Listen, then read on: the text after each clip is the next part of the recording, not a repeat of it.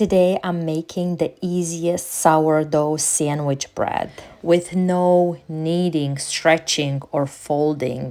It takes about 28 hours from the moment you start feeding your starter until you get the final bread, but it's so easy to make.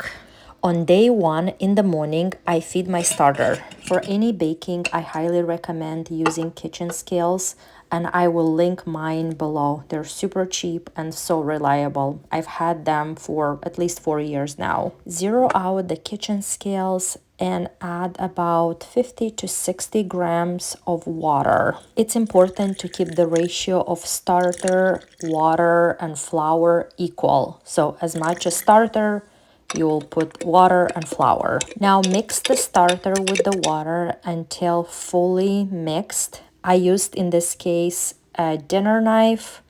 Then put the jar back on the scale and zero out the scale. We will add now about 55 grams of flour.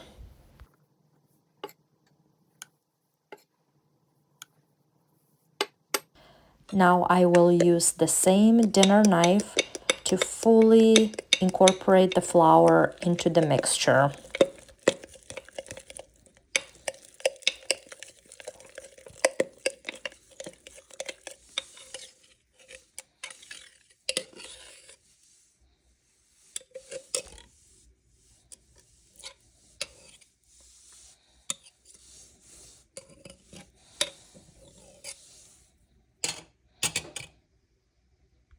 Close the jar loosely with a lid, then add a rubber band on the jar to mark up where your starter is now.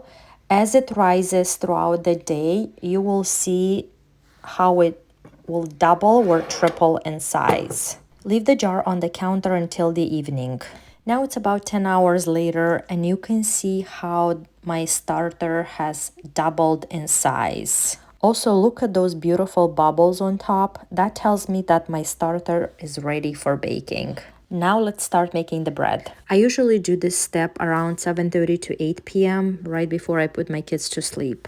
Put a mixing bowl on the kitchen scale and zero out the scale. Now we will add about 700 grams of water. This recipe makes 2 loaves of bread, so if you want to make one, you'll have to cut the ingredients in half. I like to make 2 loaves at a time because I can slice up 1 loaf and put it in the freezer. We will zero out the kitchen scale and add 120 grams of our starter. Another indicator that the starter is ready for baking is that it floats on top of the water. Now we will use a spatula or a wooden spoon and mix our water and starter. Once the two are fully mixed, we will add 950 grams of flour. I measured and prepped my flour ahead of time and just adding it to the mixture.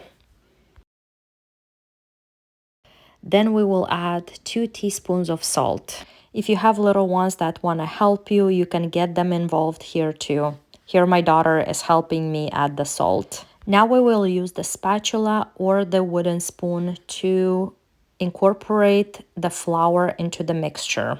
If you have an electric mixer with the dough hook, you can definitely use it for this bread recipe. Mix everything well to ensure that there are no flour pockets left.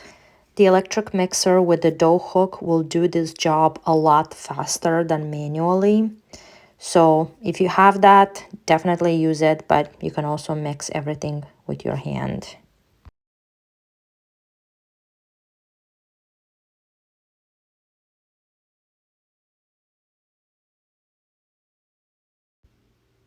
Now I transferred the bread mixture into a bigger bowl so it has room to rise overnight. You can also mix everything up in a bigger bowl and just keep it in there to rise overnight. Cover the bowl with a plastic wrap to trap the air and then cover it with a towel on top. Leave it on the kitchen counter overnight, and in the morning when you're ready to bake, you should see that the dough has doubled in size and has beautiful bubbles on top. Now let's prepare the bread pans. I have two bread pans. One is slightly larger than the other, but I usually use them both and just put a little bit more dough in the bigger one. So put some oil in both pans and using a pastry brush, just spread the oil all over the pan.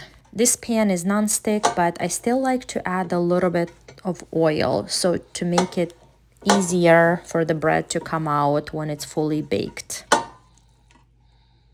Now I sprinkled some flour at the bottom. Some like to sprinkle cornmeal too, or just don't sprinkle anything, whatever you feel like. This is an optional step. Now I took the dough and divided in two. Since I have two different sizes of bread pans, I put in the smaller one a little bit less dough than the other one. Kind of eyeballed it. Use the scraper to divide the dough and just lift it up with your hands and put it in the bread pan. The dough will be super soft, but don't add any additional flour. Just use the help of that scraper to scrape the sides of the bowl, and with the same scraper to lift up the dough and put it in that bread pan.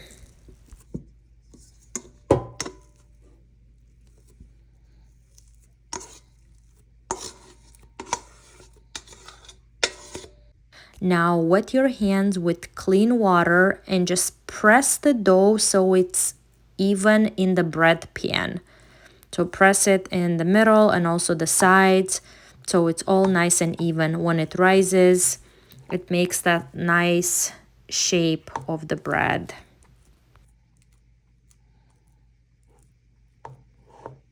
We will cover both pans with that kitchen towel and leave it on the counter for about an hour and a half to rise. The bread is ready to bake when the dough has risen all the way to the top of the bread pan. At this point, heat your oven at 375 degrees. In a separate pan, add 1 cup of water and have that pan with water at the bottom of your oven for baking.